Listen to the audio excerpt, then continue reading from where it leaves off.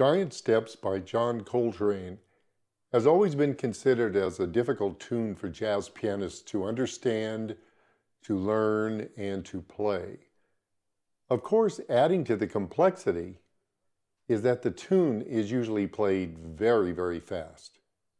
I think what we really need as pianists is a simple, step-by-step approach to studying and practicing the tune.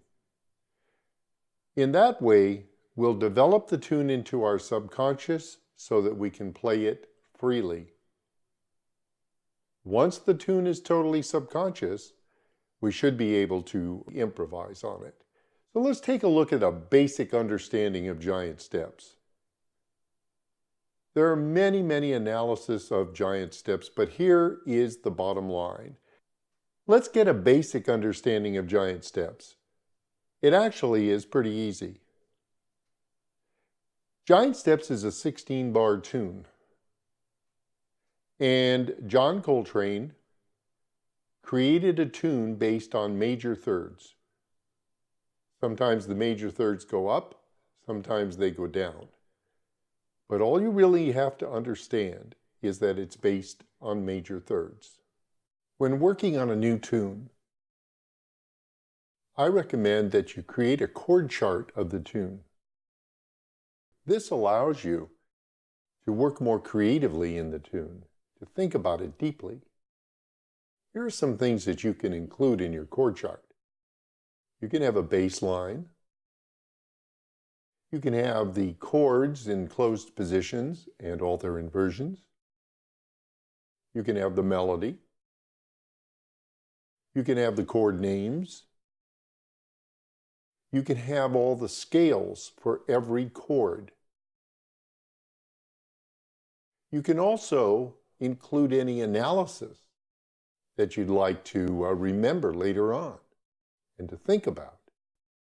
Once you have your chord chart, then you can really start working on your tune. I don't recommend that you practice this tune the way you see it in a basic chart of the tune. I think it's confusing. Here's an easier way to practice the tune. I call it chord flows. The first chord flow is in the first three measures of Giant Steps. And it is B, D, G, B flat, E flat, all major thirds. The second flow are measures 5 through 8. G, B flat, E flat, F sharp, and B. The third flow goes from measures 9 through 16 through the end of the tune. And this is a series of 2-5-1s. So you have 2-5-1s on E flat, G, B, E flat. And finally, there is a final turnaround back to the key of B. So I recommend take each of these flows and study them over and over and over until it's totally in your subconscious.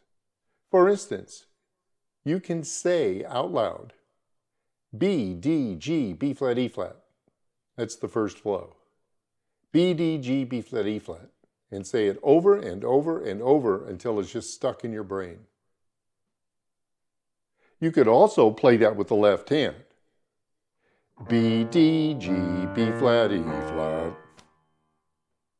Secondly, take the second flow. G, B flat, E flat, F sharp, B. G, B flat, E flat, F sharp, B. G, B flat, E flat, F sharp, B.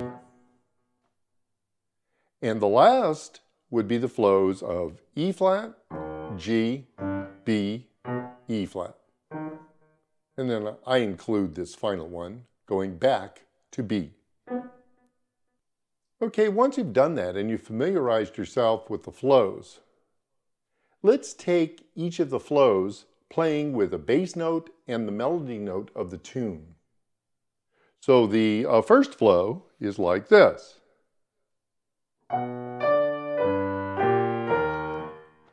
And you could do that over and over.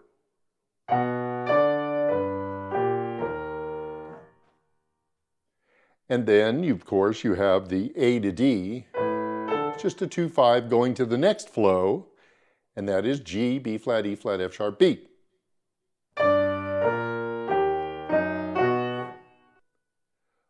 Once you've done that, you start a series of 2-5-1s going from E flat,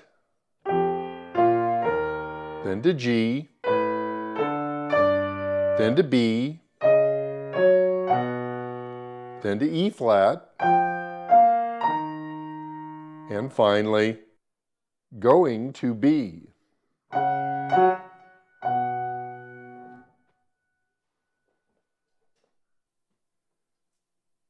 All right, now we're going to take the scales for each chord.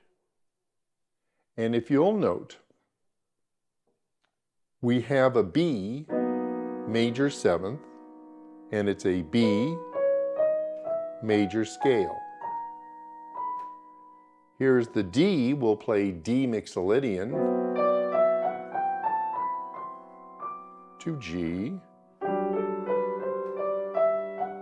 to B flat mixolydian. The mixolydian is a major scale with a flatted 7th and an E flat major 7 scale. Now, also at this time, I cannot explain all the jazz scales that are available. But what I am suggesting is that if you have a book of scales, if you've studied scales, it's very important that you practice scales for every chord in this tune. That's going to enable you to play the tune. You'll see when we start soloing. Once you've done that, let's take the closed position chords of the left hand and practice them over and over and over for each flow. So we'll start with B major 7th. This is an inversion of B major 7th. Here's the original chord in the original root position. And then you have, of course, all the inversions. So I don't recommend playing the root position, but I do recommend playing all the other inversions in B major 7th. Okay? Now we have a D7, and for this, I'm using a D7 9-13. Okay, here's our D7. Here, if I had a bass note, it would be D. Here's the 3rd, the flat 7, the 9, and the 13th. Okay? Then we're going to a G major 7th, a B flat 9-13, 7-9-13 chord, and an E flat major 7-9. Now, I don't have time here to explain every chord, so if you have a chord dictionary, you can find these chords, or you can look at my series, The Jazz Skills for Piano.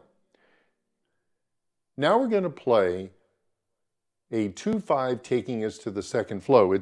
We're going to G major 7th, so it's going to be G, B flat, E flat, F sharp, B. So we're going to play A minor to D 7th, and we're going to start the second flow.